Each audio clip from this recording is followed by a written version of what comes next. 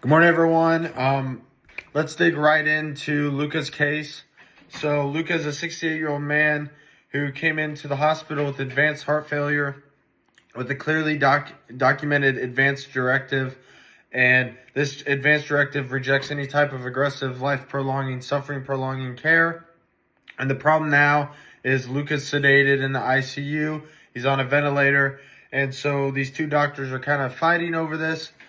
And the problem is that Dr. Dearborn thinks that doing further treatment for Luca is considered futile, while Dr. Bernstein argues that, upon arrival to the hospital, Luca actually desired the aggressive care and asked for it.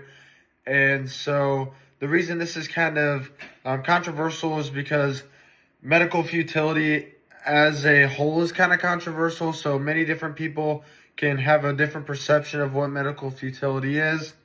In this case, you have the family of the patient and you have the doctor that all can have a different perception of medical futility. And this medical futility is ultimately shaped by the goals that the patient or people have. And so in this case, we have to look at what's going to improve the quality of life or condition. I think that's personally what futility means. And however, like I said, it doesn't really matter what I think because the family might want it to mean more on a spiritual realm.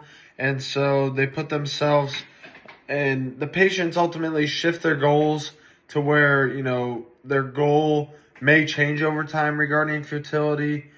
And so in this case, Luca's family is more aligned with Dr. Dearborn as, he believes that the directive advanced directives should be followed completely because that's what, that's what he wanted. And the problem with this is that we're kind of overriding this idea that Luca might actually ask for, the aggressive care, which is Dr. Bernstein's point of view. And this isn't necessarily bad. It's understandable why Dr. Bernstein would have this.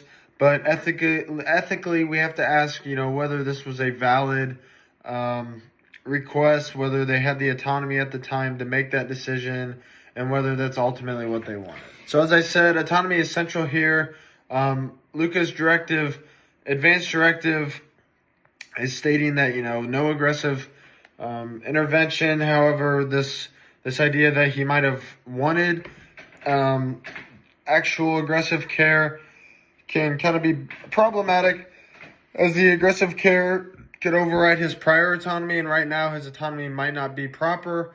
And so the medical team should probably approach this by sitting down with the family and looking at the two different cases and seeing what they think is more central to Luca's values and goals, and not just, what the medical facts are. And so the advanced directive shouldn't necessarily be the end all, but it should be ultimately the moral compass and guiding us to make conclusions and decisions on Luca. Ultimately, this case is not about, choosing between life or death, but it's about choosing what Luca would have wanted. And by honoring Luca's advanced directive, it's not just, supporting the ethical part of the situation, but it's respecting the family, it's respecting compassion, it's respecting the integrity of the hospital as a whole.